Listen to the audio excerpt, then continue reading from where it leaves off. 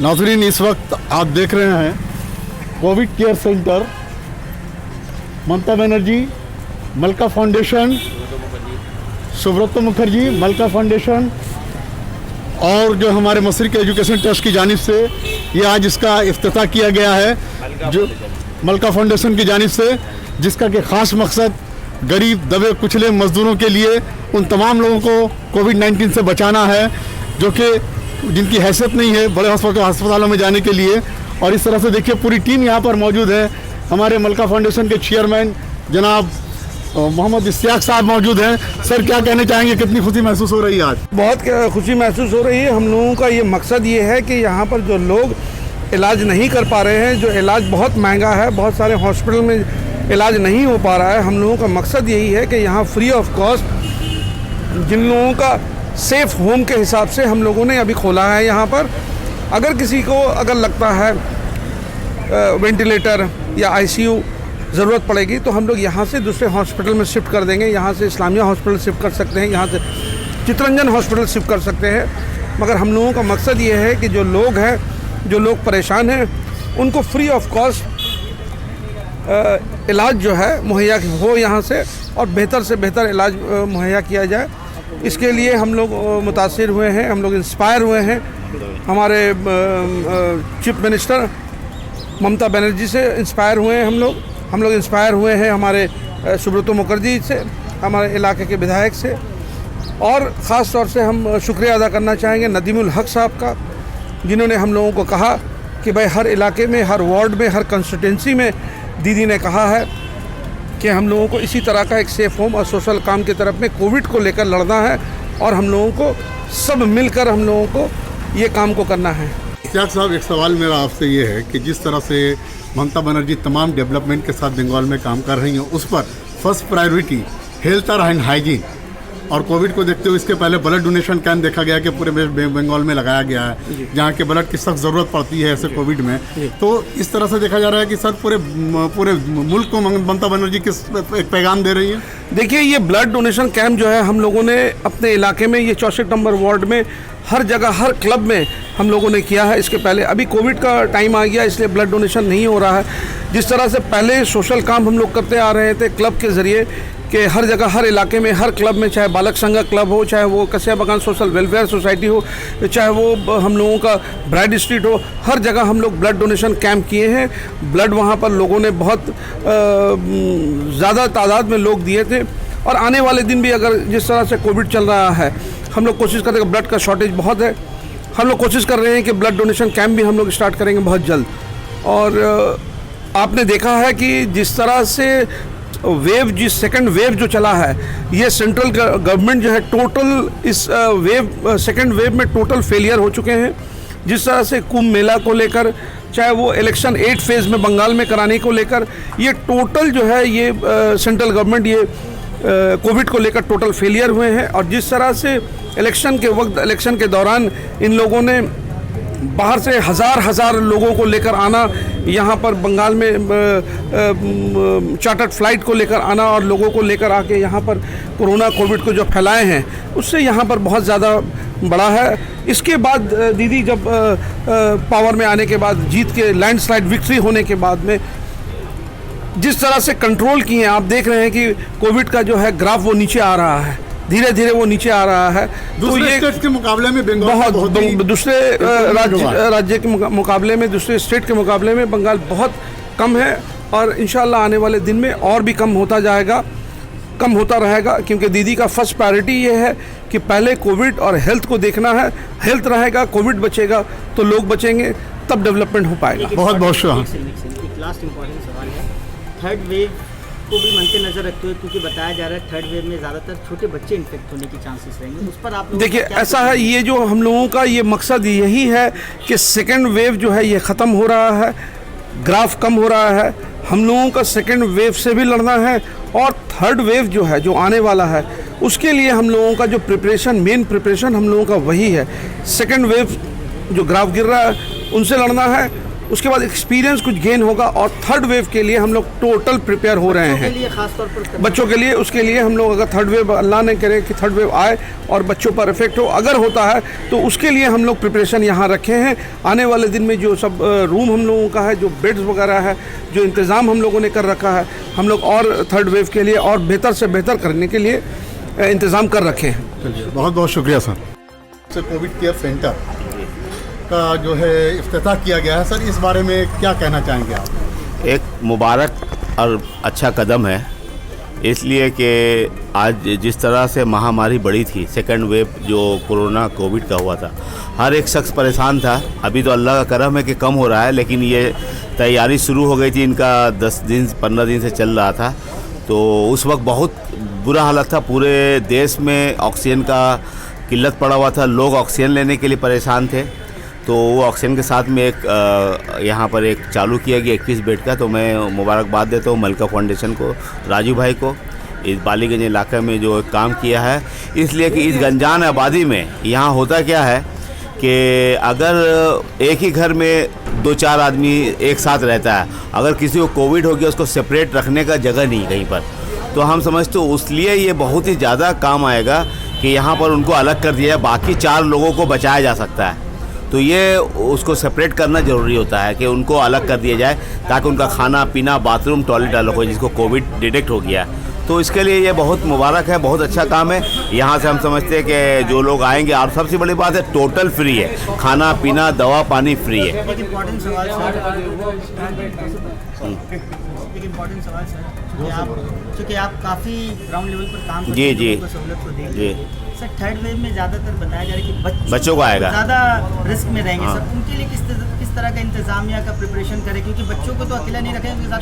देखिए ये WHO ये बात को कह रही है, दुनिया में थर्ड वेव आएगा, फोर्थ वेव आएगा।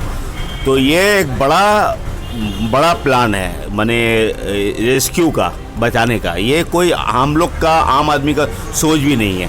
तो ये सरकारी, मरकज़ी सरकार के पास जिस तरह सा प्रिकॉशन मेज़र आएगा, मरकज़ी सरकार का हेल्थ डिपार्टमेंट वो गाइडलाइन देगा, तो उसको स्टेट डिपार्टमेंट फॉलो करेगा, स्टेट मिनिस्ट्री फॉलो करेगी, स्टेट गवर्नमेंट फॉलो करके, और उसमें NGO स्टेट गवर्नमेंट से हेल्प लेके काम करती है। तो जब तक ये नहीं आएगा, इसके बारे में हम जैसे लोग बोलना बेकार होगा। मुख्तार साहब, एक सवाल ये है कि जिस तरह से CM ममता बनर्जी पूरे बंगाल में काम कर रही हैं ग्राउंड जीरो पे, और जब कोविड शुरू हुआ था, तो सर क्या लगता है कि इस तरह से एक पैगाम पूरे हिंदुस्तान में जा रहा है, जो लोग जो दूसरे स्टेट के CM में जो नहीं कर पा रहे हैं? बिल्कुल एक अच्छा पैगाम जा रहा है। ये आज ममता बनर्जी सिर्फ मगरबी बंगाल की नहीं, ये देश, उसको एक तरह से पूरा देश ने ये एक्सेप्ट कर लिया है कि ये पूरे देश की नेत्री है।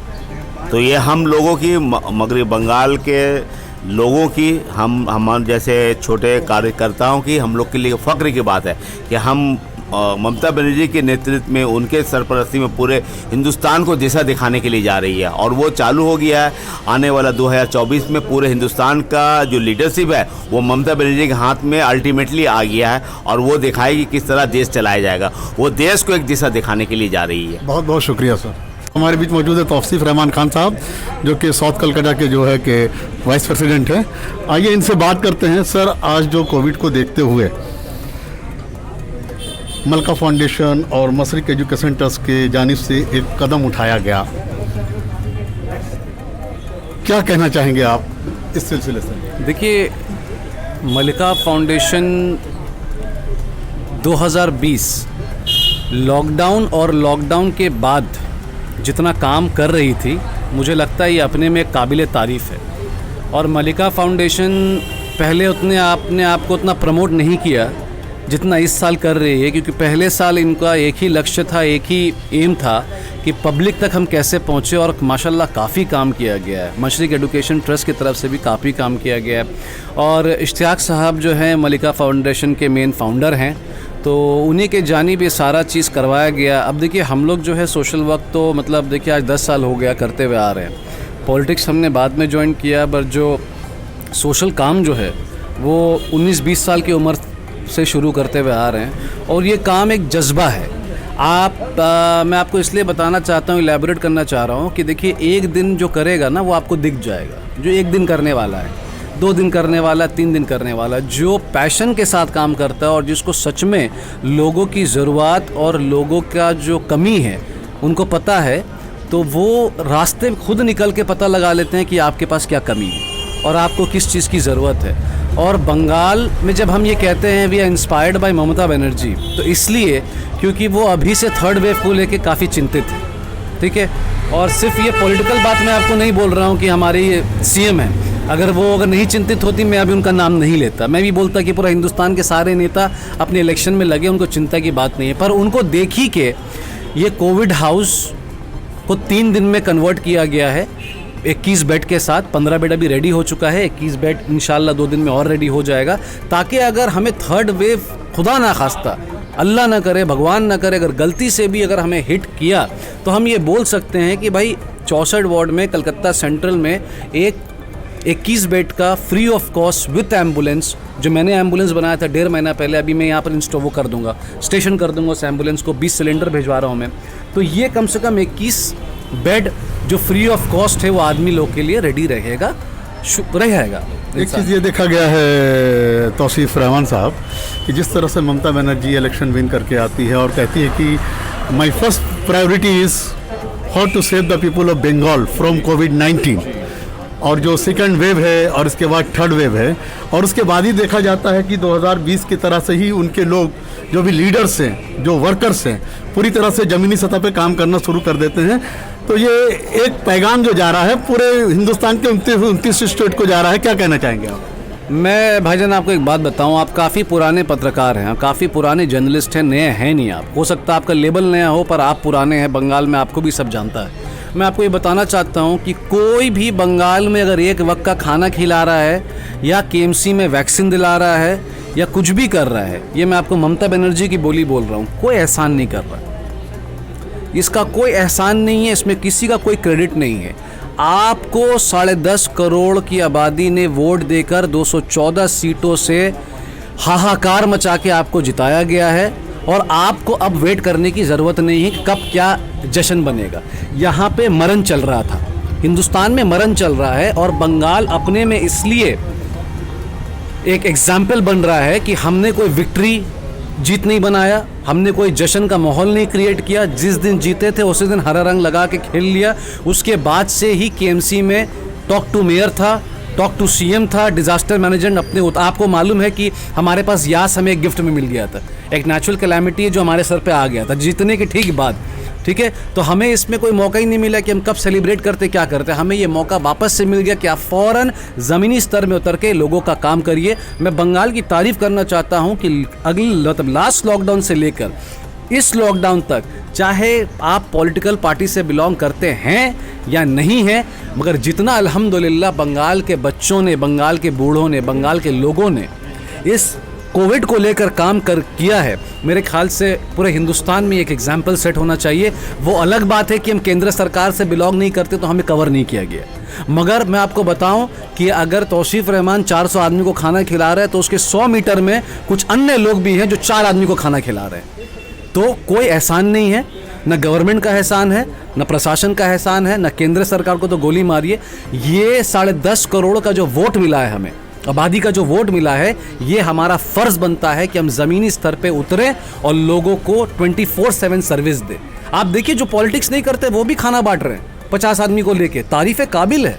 सिर्फ अपनी वाह या मिट्ठू बोल के ये फ़ायदा नहीं है कि हम बहुत काम कर रहे हैं। हर एक फ़र्द घर का, चाहे वो कोई भी हो, कोई भी कास्ट का हो, कोई भी क्रीड का हो, जितना बंगाल में काम हुआ है अल्हम्दुलिल्लाह, मुझे नहीं लगता कोई भी शहर में काम हुआ है। सर, पूरे बंगाल के लोगों को क्या पैगाम देना चाहेंगे जिससे कि पूरे हिंदुस्तान में ये पैगाम जाए और पूरे वर्ल्ड को एक मैसेज जाए सीएम ममता बनर्जी वेस्ट बंगाल की जानिब से? देखिए, एक ही पैगाम देना चाहेंगे, एक तो साथ रहिए एज ए ह्यूमन बीइंग। मैं वही कह रहा हूँ, एक तो साथ रहिए।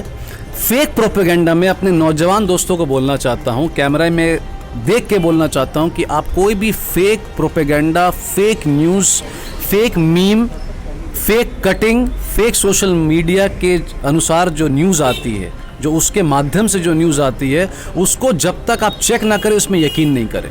क्योंकि अभी जो भाजपा है, मैं आपको एक मैसेज के थ्रू पॉलिटिकल मैसेज दे रहा हूँ कि भाजपा सरकार में, केंद्र सरकार इसलिए नहीं बोलता कि केंद्र सरकार में बहुत शरीफ लोग भी हैं, जो अफसर बाबू बैठे हैं, जो IAS ऑफिसर है उन लोग के ऊपर दबाव डाला गया ना, वो तो अच्छे लोग हैं, मगर ये मोदी, JP नड्डा, अमित शाह, इनके अंगू चंगू दिलीप जो व्यंग्य वो जो कैलाश वैलाश है, इनको अब मालूम है कि इनके पास कुछ काम नहीं है। They don't have any development surface कि इस सरफेस को लेके वो आगे बढ़ेंगे। इनका वापस से मैं आपको बता रहा हूँ, ये वापस से कोई ना कोई ड्रामा कश्मीर में करने वाले हैं, क्योंकि कश्मीर में हेवी डिप्लॉयमेंट हुई है, ठीक है, आपको पता होगा कश्मीर में अचानक से हेवी डिप्लॉयमेंट हो गई है क्योंकि यूपी इलेक्शन सामने आ रहा है। तो मैसेज एक ही है कि कोई भी फेक प्रोपेगेंडा में, फेक न्यूज़ में बिल्कुल भी ध्यान मत दीजिए, लोगों के साथ रहिए, लोगों की मदद करिए, अपने पड़ोसी से पूछिए क्या ज़रूरत है, अपने रिश्तेदारों से पूछिए क्या ज़रूरत है, क्योंकि अगर आप लोग के साथ रहेंगे तो इसी का अजर मिलेगा और इसके अलावा और कुछ नहीं होना है। पॉलिटिक्स है, कल नहीं रहेगी, आज गद्दी है, कल नहीं रहेगा, हम और आप इंशाल्लाह यहाँ हैं और रहेंगे। बहुत बहुत शुक्रिया तौसीफ रहमान साहब। तो ये देखे मोहम्मद इश्तियाक साहब का पैगाम था पूरे बंगाल के लोगों के लिए, पूरे हिंदुस्तान के लोगों के लिए, कि गरीब लोगों के लिए कुछ करना है, कुछ करना है, कुछ करना है। बहुत बहुत शुक्रिया। आप देखते रहें द लोकल जर्नलिस्ट। हमारे चैनल को आप सब्सक्राइब करें, लाइक करें और शेयर करें।